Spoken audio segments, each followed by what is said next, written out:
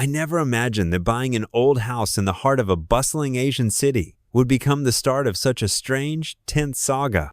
But here I am, just a few weeks after moving in, and already tangled in a battle I didn't ask for. The house I bought wasn't some shiny new apartment or a modern villa.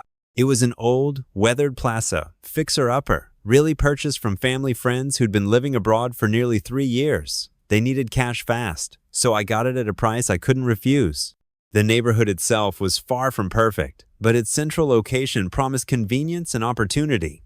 When I first saw the house, I knew it needed work. The main door wasn't even properly locked, just a rusty padlock holding it shut. There was no gate at all, meaning anyone could wander right into the yard. In a city where privacy is rare, this was the first red flag. Still, I chalked it up to part of the charmer, the challenge that comes with restoring an old home. On moving day, the unease began almost immediately. I walked up to the garage and found someone's motorcycle parked there. Not mine, obviously. The owner must have thought the house was abandoned, maybe a common assumption, since the place had been empty for years. Without hesitation, I moved the bike out to the street, right in front of the house. Then, I had a sturdy gate installed the same day, hoping to reclaim my privacy. Later that evening, I noticed a man pounding on the gate, angry, persistent. I didn't open it. I just watched through the window as he eventually gave up, took his bike, and left. That was the first sign that this neighborhood wasn't going to be easy. Days passed, and little incidents kept cropping up. Strangers parking in front of my gate, delivery drivers ignoring the no parking sign, and curious glances from neighbors who seemed wary of the new guy. It was clear this wasn't a friendly, welcoming street. The previous owners had warned me about some neighborhood tensions, but I thought I was prepared. After all, I'm a tall guy, confident, and I have 3 dogs. I figured that would be enough deterrent for anyone looking for trouble. But as I settled in, a subtle feeling of unease lingered. The old house creaked with every breeze, and the lack of basic security made me constantly on edge. I was ready for renovation battles, but the people next door? That was a different story.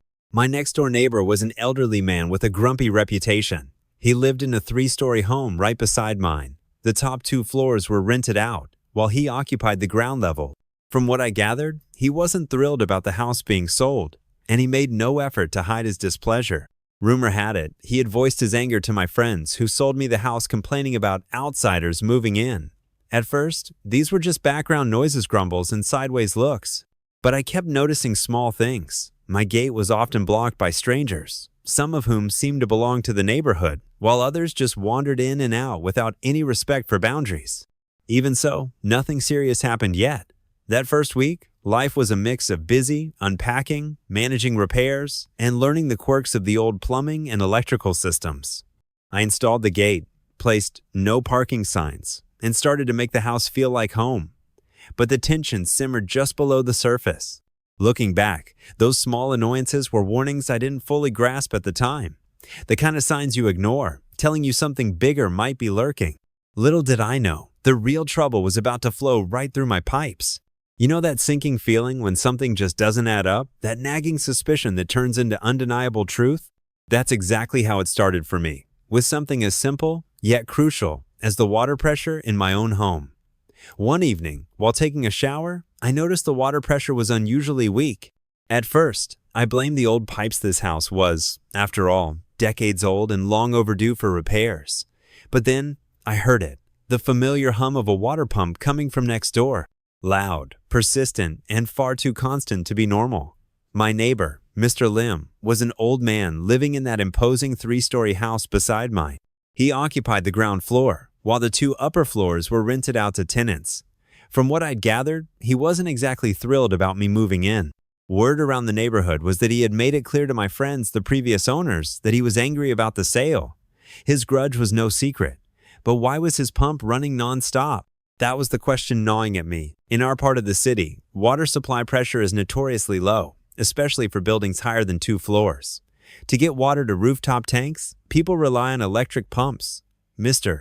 Lim's pump was supposed to kick on only when the tank needed filling, but this one was running so often, it sounded like it might never stop. I started paying closer attention. Every time I heard the pump start, I would check my water taps. Inevitably, when his pump ran, the water pressure in my house dropped. When it stopped, the pressure returned to normal. It was a pattern I couldn't ignore.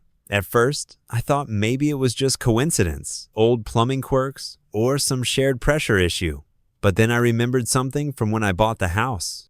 The water bills had been steadily rising over the last few years, even though the house was mostly abandoned, no one living there.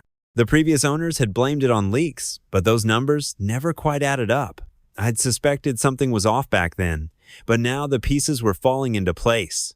My gut told me that Mr. Lim wasn't just grumbling about the sale. He was stealing water.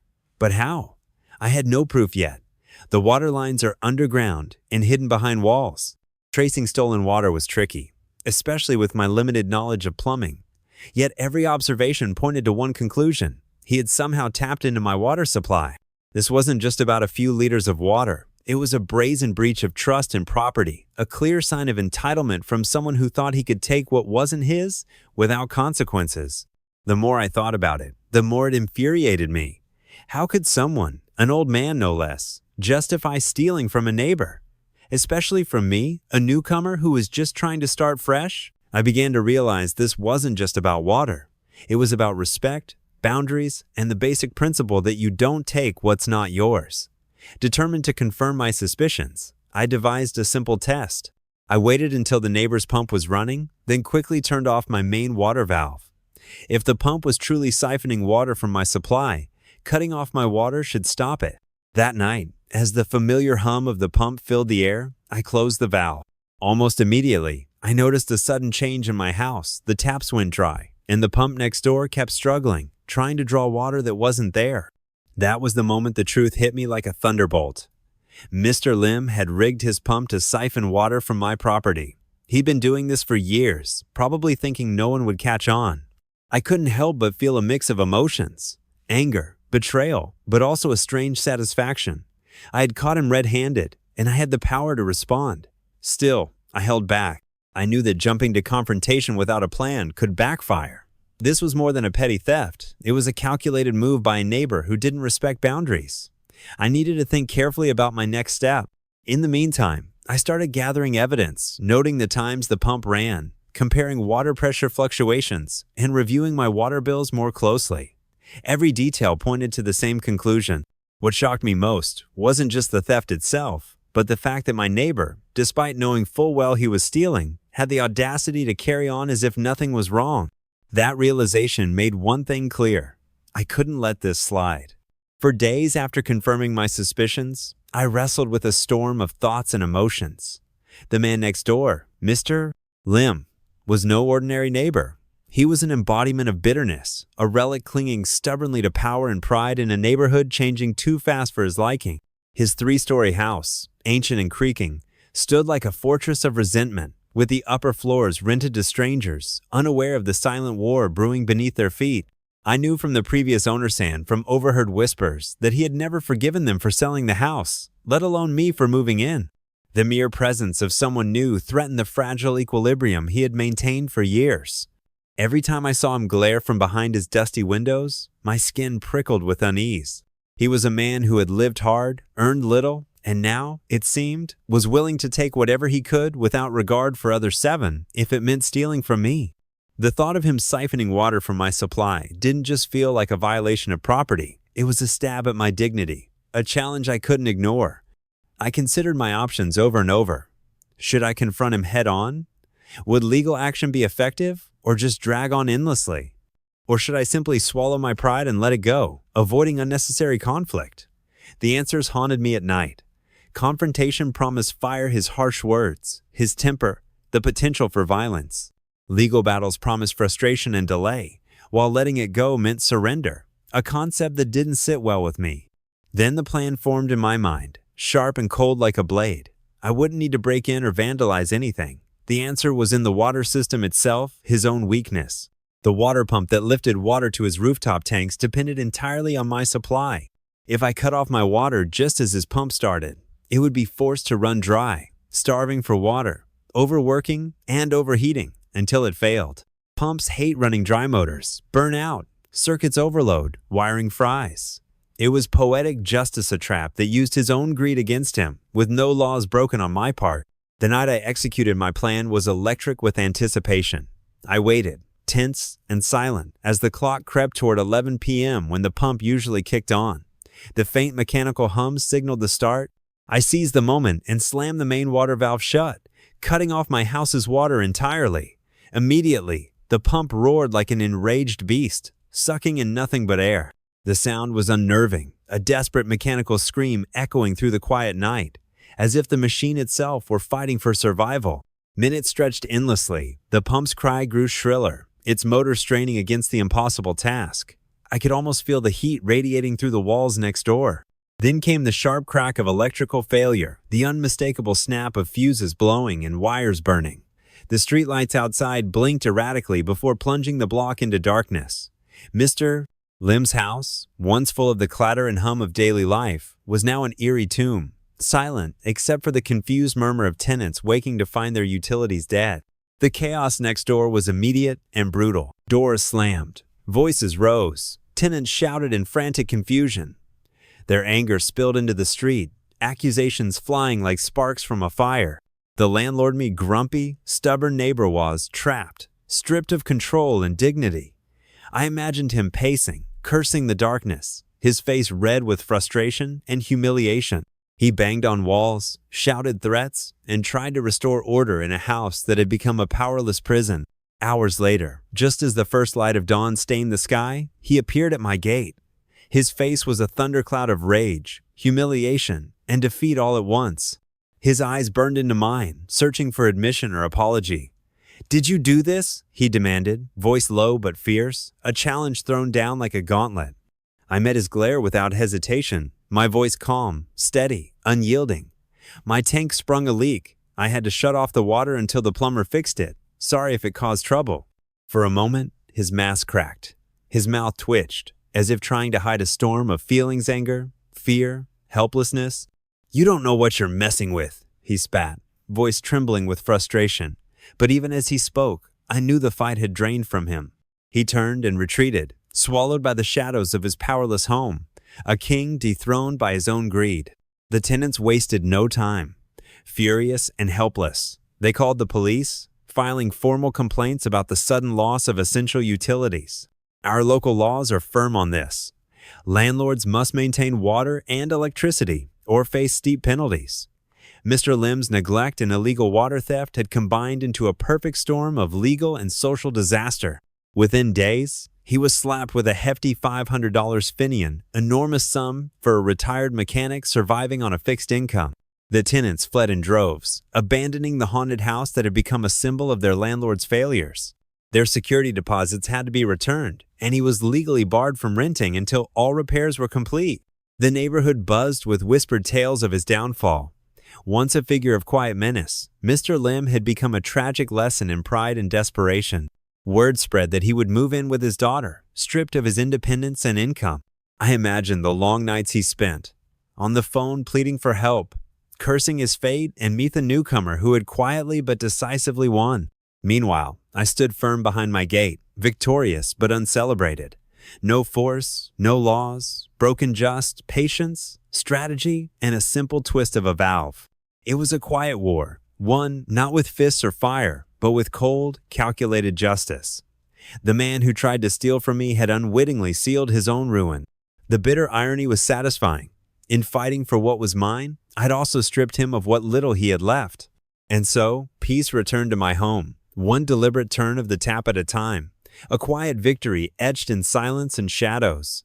The aftermath of that fateful night unfolded like a slow-moving storm, one that would soon consume Mr. Lim and his crumbling empire.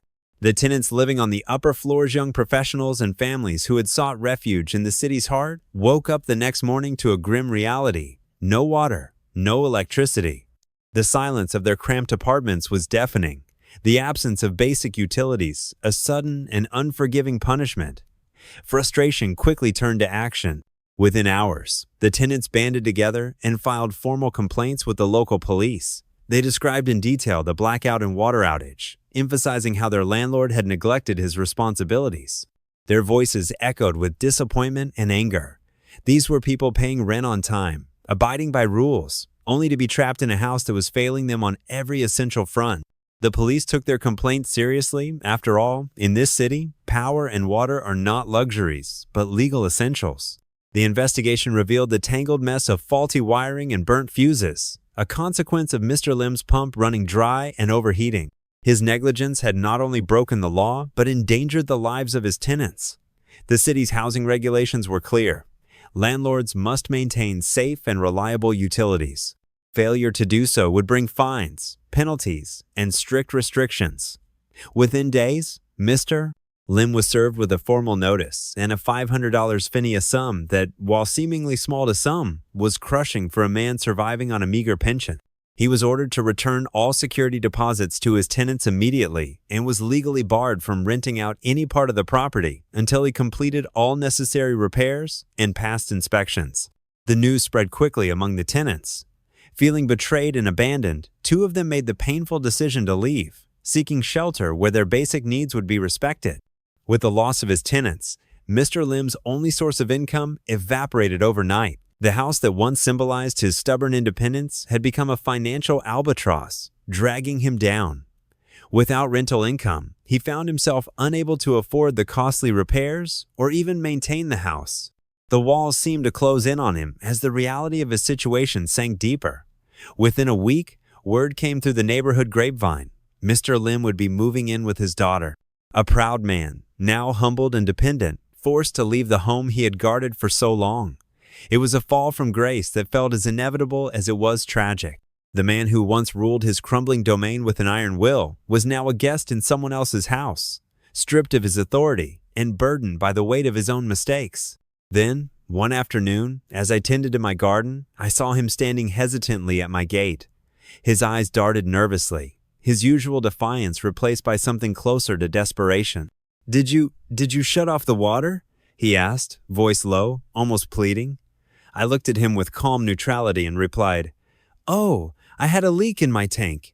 Had to cut the water until the plumber came." My tone was casual, almost indifferent, but beneath it lay the unmistakable message. I knew everything. He nodded slowly, unable to hide the storm behind his eyes. "I see," he muttered, then turned and disappeared down the street without another word. In that brief encounter, everything was said without saying a thing. There was no victory dance, no gloating on my part, just a quiet acknowledgement that the balance had shifted. Mr. Lim's empire had crumbled, and the neighborhood had a new orderon I now controlled, quietly and without compromise. After the dust settled and the neighborhood regained its uneasy calm, I knew I couldn't let my guard down. The ordeal with Mr. Lim had taught me a crucial lesson, not just about vigilance, but about the value of protecting what's rightfully mine. Water, a resource so simple yet so essential, had been stolen right under my nose. It wasn't just about the bills or the inconvenience. It was a matter of principle, respect, and justice. Determined to prevent any future theft or interference, I called in a trusted plumber and a few specialists to inspect my entire water system. The plan was to install secure, tamper-proof valves and surveillance on all access points. Any suspicious activity would trigger alerts, and I would no longer be caught off guard. I invested not only money, but also my time and effort, because peace of mind was priceless. Reflecting on everything that had transpired, I realized how a seemingly small action implied turning off the main water valve at the right moment that sparked a domino effect. That single, quiet move did more than just stop a thief. It exposed a web of neglect, dishonesty, and entitlement that had been festering in the neighborhood for years. It forced accountability and brought justice without the need for confrontation or legal battles. Sometimes, the simplest strategies are the most effective. This experience has reinforced something deeply important. The right to own and protect your resources is fundamental. It's a right that deserves vigilance and respect. But along with that right comes responsibility not only to safeguard what you own, but also to act within the bounds of law and morality. Mr. Lim's downfall was a harsh reminder of what happens when those responsibilities are ignored. I'm sharing this story not just as a cautionary tale, but as a reminder that sometimes standing firm quietly and smartly is more powerful than any loud confrontation. There is strength in calm, calculated actions, and a profound justice in holding others accountable not through violence or threats, but through integrity and resolve. Ultimately, this episode wasn't just about water or a troublesome neighbor. It was about the principles that define us: fairness, respect for property, and the courage to protect what's ours. And it was a reminder that even in the smallest corners of our lives, justice can prevail when we refuse to look the other way.